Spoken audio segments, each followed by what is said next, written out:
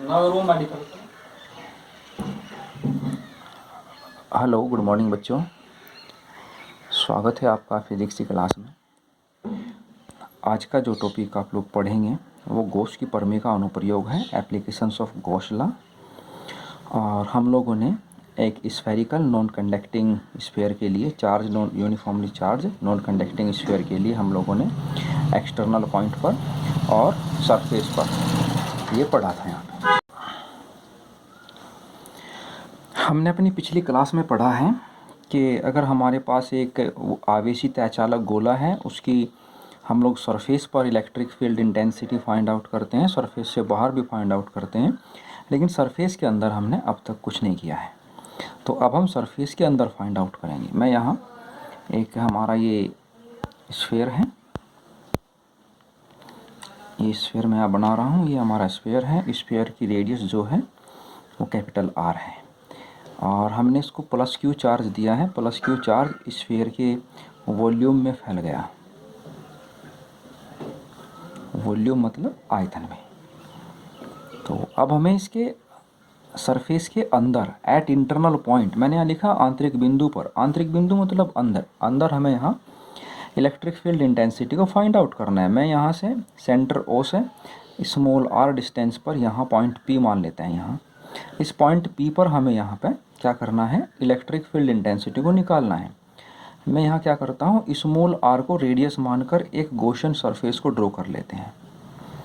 हम लोगों ने ये गॉसियन सरफेस को बना लिया। अब इस पॉइंट P को हम लोग एनक्लोज करते हुए, घेरते हुए यहाँ पे एक स्मॉल एरिया एलिमेंट dA मानते हैं। ये हमारा पहले से रिवाज चला आ रहा है। और पॉइंट P पर इलेक्ट्रिक फील्ड इंटेंसिटी की डायरेक्शन भी dA के अलोंग ही होनी है। तो यहाँ पे एक सोचने वाली बात यह है कि अगर हमारा plus Q charge capital R त्रिज्या के गोले के अंदर है, तो स्मॉल r त्रिज्या के गोले के अंदर भी क्या प्लस क्यू चार्ज होगा? बिल्कुल नहीं होगा। तो स्मॉल r त्रिज्या के गोले के अंदर हम लोग जो चार्ज मानते हैं वो हम क्यू डैश मान लेते हैं। तो यहाँ पे इस बात का हमारे बच्चे स्पेशल ध्यान रखेंगे। तो अब मैं यहाँ लिख रहा हूँ कि हमारा electric flux EF, electric flux passing through area element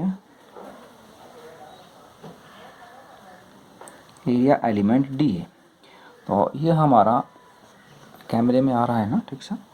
तो ये हमारा यहाँ पे d5e हो जाता है और इसको E डॉट dA कर लेते हैं। ये यहाँ पे इस प्रकार से आ जाता है।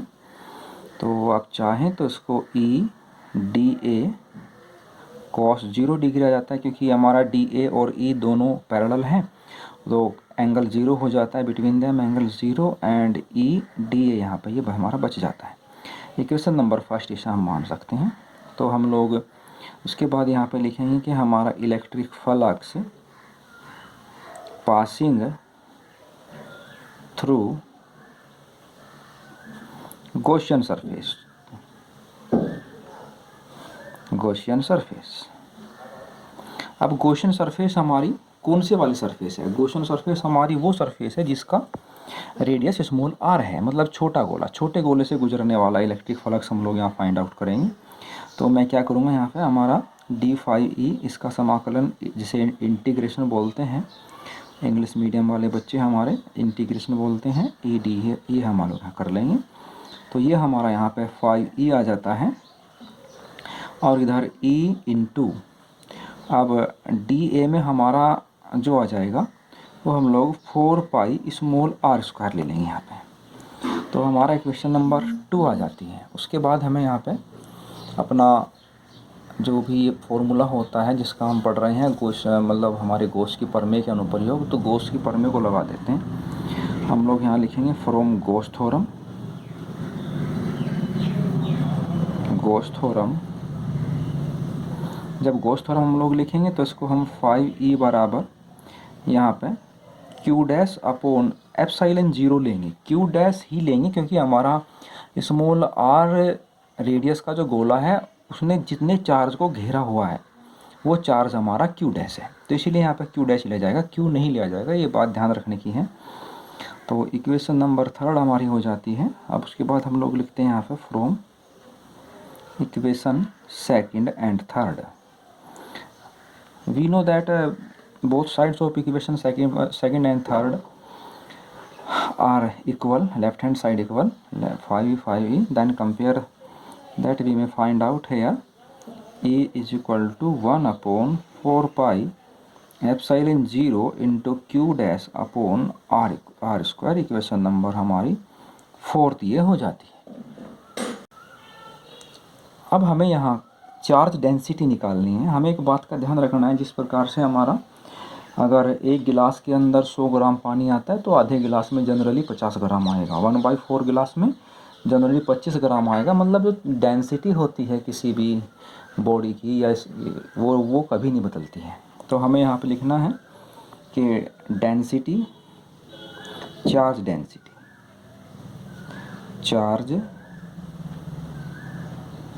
Density of small sphere will be equal to charge density, यहाँ लिख देंगे इसको उधर, चार्ज डेंसिटी